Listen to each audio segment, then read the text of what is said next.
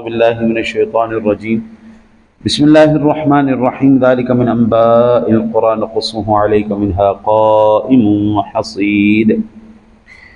اور یہ ان بستیوں کی بعض خبریں ہیں جن کا قصہ ہم آپ کو بیان کر رہے ہیں، ان میں سے بعض تو موجود ہیں اور بعض نیست و نابود ہو گئیں۔ اللہ وحدہ لا شریک نے قرآن پاک میں مختلف مقامات پر، جو ہم سورہ ہود شریف کی تفسیر پڑھ رہے ہیں، اس کے اندر ہی 7 حضرات انبیاء کرام علیہ السلام کا تذکرہ فرما کے ان کی قوموں کا تذکرہ کیا، ان کے جو قصے بیان کیے ہیں۔ اس قصے بیان کرنے کا مقصد کیا ہے؟ کہانیاں سنانا؟ آج لوگ کہتے ہیں نا جی کہانی کہانی کہانی، تو کہانیاں تو ہمیں خدا نے خود سنائی ہیں۔ یہ قصے جو ہیں یہ کہانیاں ہی ہیں نا جی، قصص ہیں، کہانیاں ہی ہیں نا۔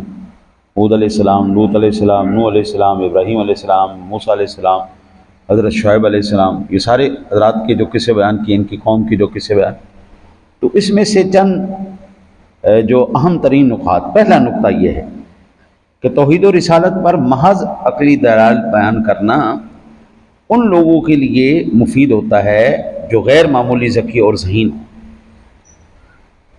عام بندہ جو ہے نا جی، عام بندہ،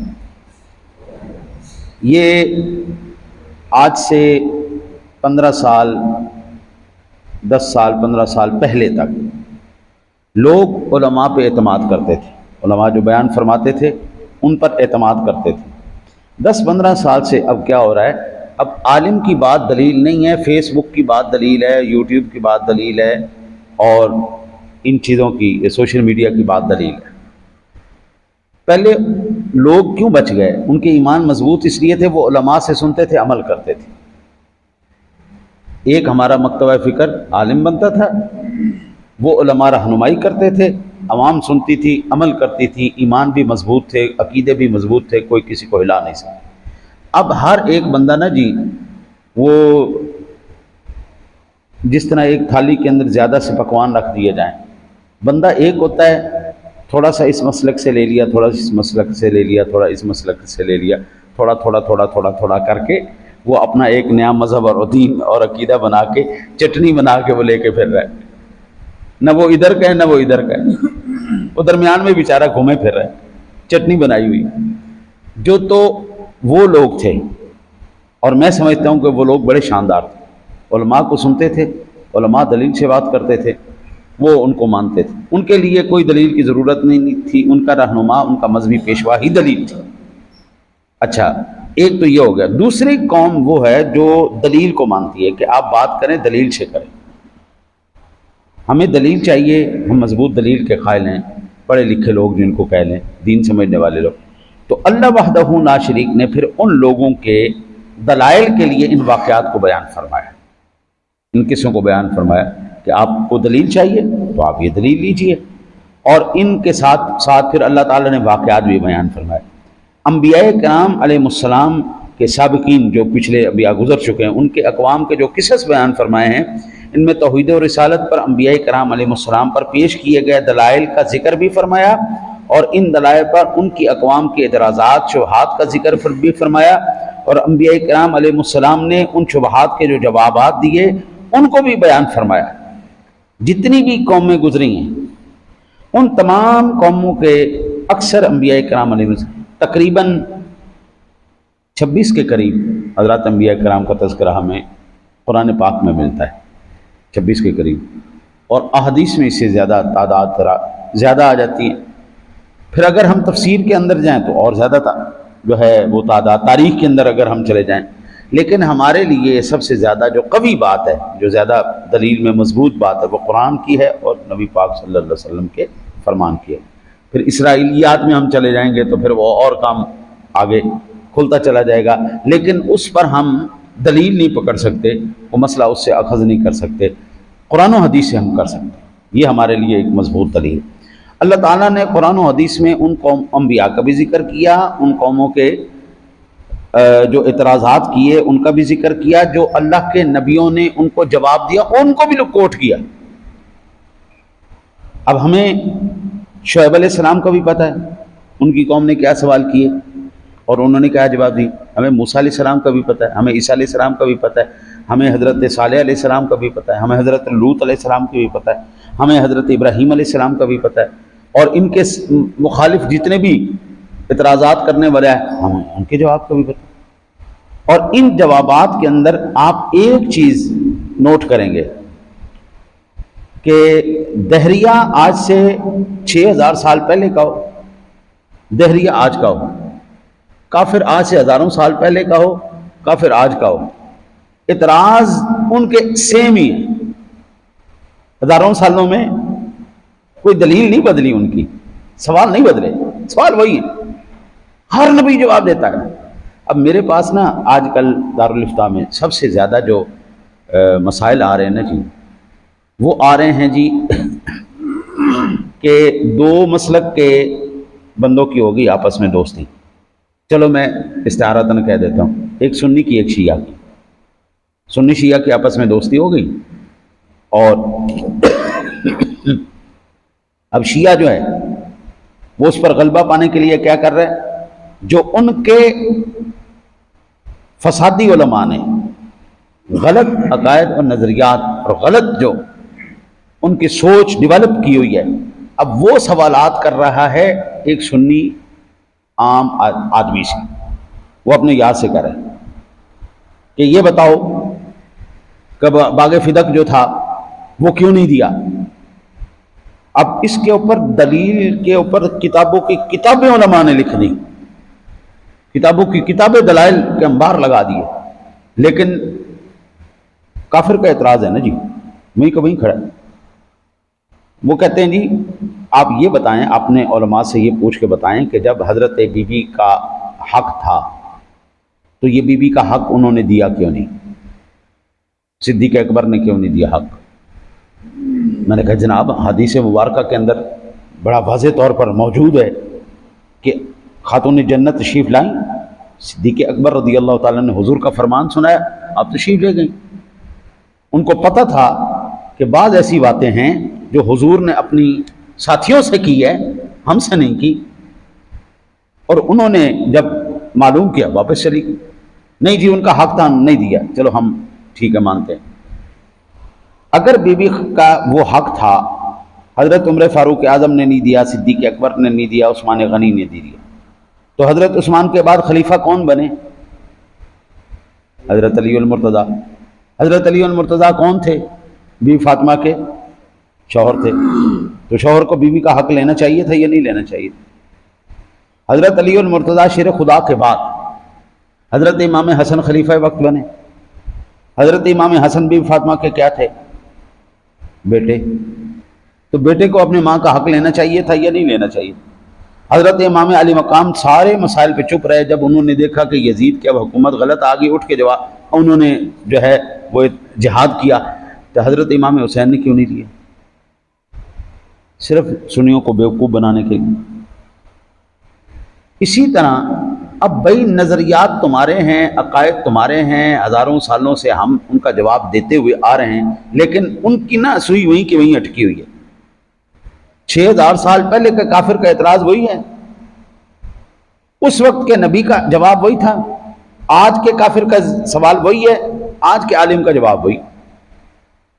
ہم جواب دیتے جا رہے ہیں، حضرات انبیاء سے لے کر آج تک ان کے وارث علماء تک سب جواب دے رہے ہیں، لیکن نہیں، ان کو سمجھ میں نہیں آ رہی بات۔ اس کو کہتے ہیں جی ہر درمی، میں نہ مانوں کوئی اور دلیل پیش کرو، میں نہ مانوں کوئی اور دلیل۔ ان دیسی دلیلوں کا پھر جواب بھی دیسی ہوتا ہے، لاتوں کے بھوت باتوں سے نہیں مانتے۔ وہ ایک بندے کو نا جی شوق، آج کل سب کو شوق چڑھا ہوا ہے، تو میں عرض کر رہا تھا میرے دارالفتاء میں یہ اس طرح کے سوالات آ رہے ہیں، بھئی یہ فلانے مسلک نے ہمارے اوپر اعتراض کیا، فلانے مسلک نے، ہمیں جلدی سے جواب دے، ہم نے ان سے مناظرہ کرنا ہے۔ بابا آپ کا کام ہی نہیں ہے، آپ اگر ان کے ساتھ بات کریں گے وہ آپ کو ایک چٹکی کے اندر گرا دیں گے، وہ اتنے چلاک اور چتر ہیں۔ علماء کا کام علماء تک رہنے دیں، کوئی اعتراض کرتا ہے اس کو بھائی اگر آپ کو اعتراض ہے آپ ہمارے دارالفتاء کھلے ہوئے اتنے ہزاروں دارالفتاء چلے جائیں، وہاں سے سوال کر لیں، ہمارے ہزاروں مناظر ہیں، علماء مناظر ہیں، آپ ان کے پاس چلے جائیں، وہ آپ کو جواب دے دیں گے۔ لیکن وہ مناظرین کے پاس نہیں جاتے، وہ علماء کے پاس نہیں جاتے، وہ سادہ عوام کو پکڑتے ہیں۔ ان کو پتہ ہے کہ سادہ عوام نے بغیر دلیل کے بات کرنی ہے، انہوں نے جناب ہم نے ان کو ایموشنل بلیک میل کر کے ہم نے ان کو اپنے عقیدے کی طرف کھینچ لینا ہے۔ اور ہمارے جو سادہ سنی قوم وہ بیچاری اپنے عقیدے سے ہی جاتی، پھر نہ وہ سنی رہتا ہے نہ وہ کوئی اور ہوتا ہے، وہ بیچارہ گلابی سنی سا بن جاتا ہے۔ ایک بات یاد رکھیں، جب بھی آپ پر کوئی اعتراض کرے، مسلک پر اعتراض کرے، خود مناظر نہ بنے۔ جن کی یہ اسپیشلٹی ہے، جن کا یہ فن ہے، ان اصحاب فن کی طرف ان کو واپس لوٹا دیں، یا پھر ان سے کہیں کہ آپ ایسا کریں، آپ اگر واقعتاً ایمانداری سے یہ مسئلہ سمجھنا چاہتے ہیں، آپ ایمانداری سے مسئلہ حل کروانا چاہتے ہیں، تو آپ ایسا کریں، میں ایک عالم دین سے ٹائم لیتا ہوں، آپ ہمارے ساتھ چلیں، ہم آپ کا مسئلہ حل کروا دیتے ہیں۔ اب یہ جتنے بھی مسائل ہیں، یہ میں نے ایک ضمناً عرض کیا ہے، جتنے بھی مسائل ہیں وہ تمام کے تمام مسائل پڑھنے کے لیے ہمیں جو ہے دہائیاں لگ گئی، ہمیں پڑھتے دہائیاں لگ گئی، اور آپ کے 10 منٹ کے اندر آپ کو ہم سب کچھ سکھا دیں، ایسا تو نہیں ہو سکتا۔ نہ آپ کمپیوٹر ہیں، نہ ہم یو ایس بی ہیں کہ یو ایس بی لگائی سارا کچھ اس کے اندر آ گیا، ایسا تو نہیں ہوگا۔ بھائی پڑھنا پڑے گا، ان کے اعتراضات بھی پڑھنے پڑیں گے، ہمارے جوابات بھی پڑھنے پڑیں گے، ان کے دلائل کو بھی دیکھنا پڑے گا، ہمارے رد کو بھی دیکھنا پڑے گا، ہمارے دلائل کو بھی دیکھنا پڑے گا، ان کے اعتراضات کو بھی دیکھنا پڑے گا، اس کے بعد پھر آپ جواب تیار کر سکتے ہیں۔ تو سب سے بہترین حل ایمان بچانے کا، کبھی دوسرے مسلک کے بندے سے آپ نے بحث نہیں کرنا، ان کو علماء کے پاس لے جائیں، آؤ بھائی ہم ٹائم لیتے ہیں، ایک وقت مقرر کرتے ہیں، یا پھر ہم ایسا کرتے ہیں، آپ کے جتنے اعتراضات ہیں ہم اعتراضات کا جواب ضرور دیں گے، شرط ایک ہے کہ جب آپ کو اس کا صحیح شافی کافی جواب مل جائے گا، پھر آپ نے اس مسلک میں نہیں رہنا، پھر آپ نے یہ اعتراض زندگی بھر نہیں کرنا، آپ نے ادھر آپ جتنے سوال کرنا چاہتے ہیں آپ کریں، 2 کرنا چاہتے ہیں، 20 کرنا چاہتے ہیں، 50 کرنا چاہتے ہیں، آپ جتنے سوال کرنا چاہتے ہیں ہم سب کا جواب دیں گے۔ اگر حق سمجھ میں آ جائے تو پھر دوبارہ ادھر نہیں لوٹنا، مکاروں کی طرح خاموشی نہیں کرنی کہ ان کا بندہ تو بڑا تگڑا ہے، انہوں نے بڑا زبردست جواب دے دیا، تو اب جو ہے ہم خاموش ہو جاتے ہیں، لیکن رہے وہیں کہ وہیں۔ میں اب مناظرہ کرنا میں نے چھوڑ دیا، ہم مناظرے کرتے تھے نا جی، تو ہم ایک شرط رکھتے تھے، جیڑا ہارے گا ان کا ناک وڈیا جائے گا، جو ہارے گا اس کا ناک کاٹیں گے، تاکہ ساری زندگی پتہ چلے کہ یہ مناظرے میں ہارا تھا۔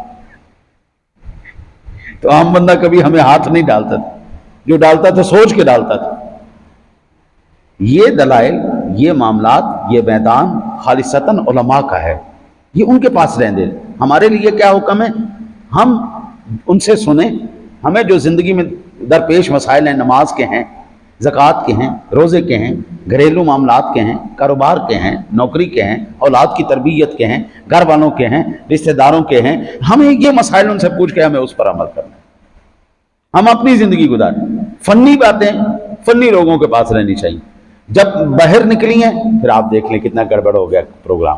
آج ہر ایک گھر ایک ہے، ماں کا عقیدہ الگ ہے، باپ کا عقیدہ الگ ہے، بچوں کا عقیدہ الگ ہے، اور کچھ ایسا پروگرام ہے جو گڑبڑ ہوا پڑا ہے، وہ نہ باپ والا ہے، نہ ماں والا ہے، نہ دوسروں والا ہے، وہ سارا کچھ ہی لے کے چلے جا رہے ہیں۔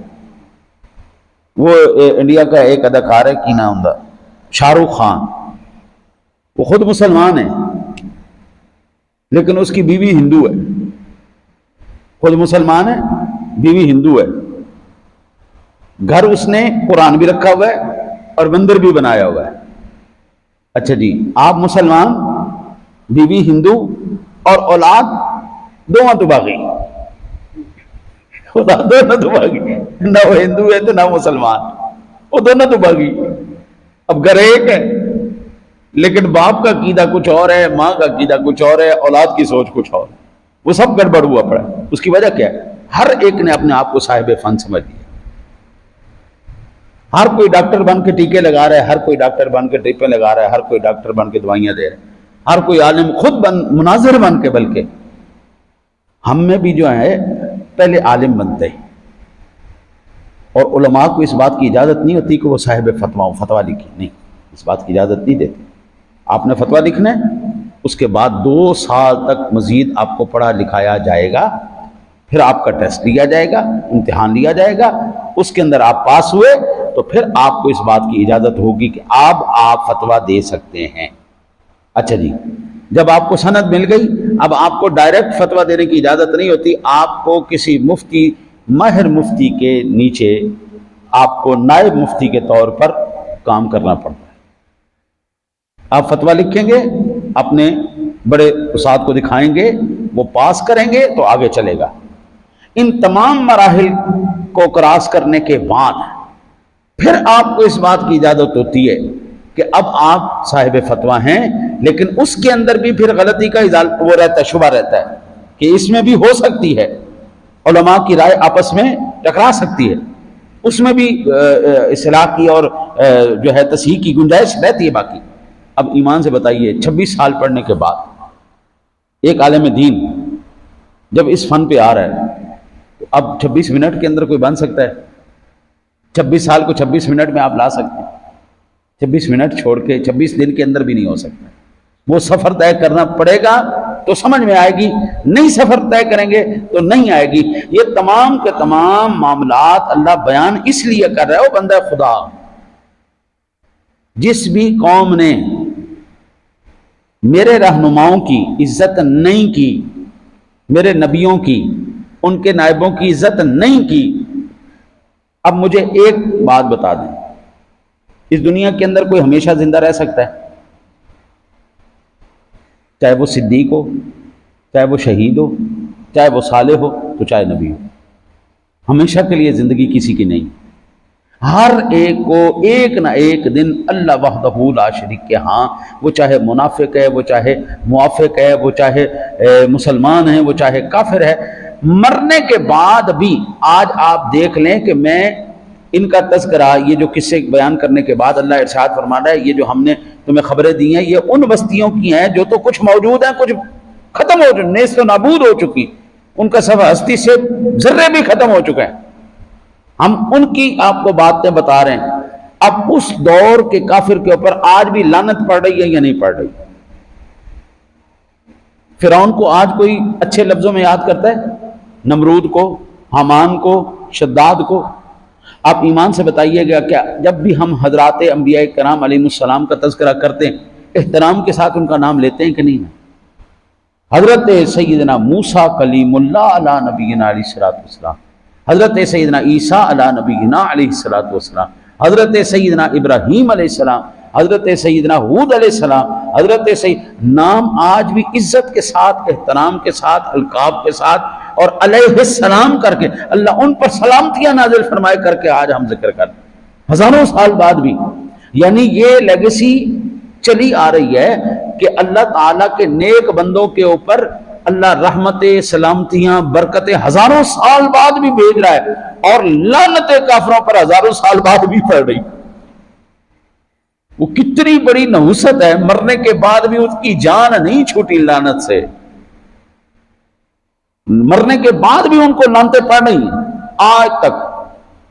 اور جتنے بھی آج کا کافر ہے، آج کا ایمان والا ہے، وہ یہ نہ سمجھے کہ وہ محروم ہو گیا، بلکہ ہم نمازوں کے اندر یاد نہیں کرتے ربنا اغفر لی ولوالدی وللمؤمنین یوم یقوم الحساب؟ یہ مومنین کے اندر آ رہے ہیں، ایمان والے کے نہیں آ رہے؟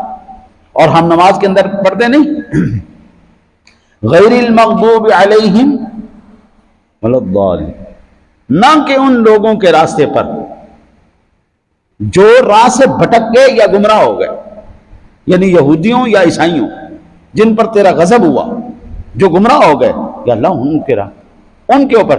قرآن پاک جب ہم شروع کرتے ہیں تو کیسے شروع کرتے ہیں؟ کیسے پڑھتے ہیں؟ اعوذ باللہ من الشیطان الرجیم، اعوذ باللہ من الشیطان الرجیم۔ یہ کیا ہے؟ یہ لعنت ہے، یعنی شیطان کے اوپر ہم لعنت بھیج کے اپنے پاک کلام کی تلاوت شروع کرتے ہیں۔ میں پناہ مانگتا ہوں شیطان مردود سے، یا اللہ تو مجھے پناہ دے دے اس مردود سے، اس لعنتی سے، اس راندہ درگاہ سے، اس رجیم سے، یا اللہ مجھے پناہ دے۔ اور یہ پڑھنا قرآن کی تلاوت سے پہلے واجب ہے، یہ پڑھنا واجب ہے۔ یعنی شیطان ہو یا اس کی ذریت ہو، منافقین ہوں یا کفار ہوں، یہ ساری شیطان کی ذریت میں ہی ہیں۔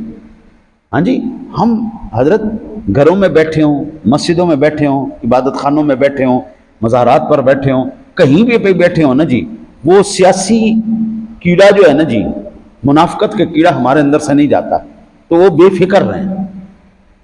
اللہ تعالیٰ سب سے پہلے ان سب کے اوپر لعنت بھجواتا ہے اور پناہ منگواتا ہے، پھر کہتا ہے اب تو تلاوت شروع کر۔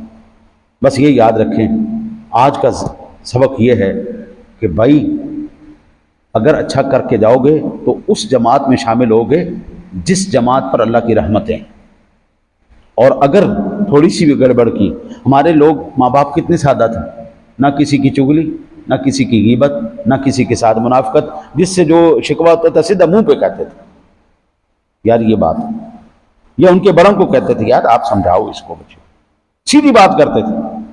آج بات کوئی کر رہا ہوتا ہے اور شکوہ کسی کے ساتھ ہو رہا ہوتا ہے، یہ بات غلط ہے۔ اللہ سے دعا ہے اللہ تعالیٰ آپ کو مجھے عمل کی توفیق نصیب فرمائے۔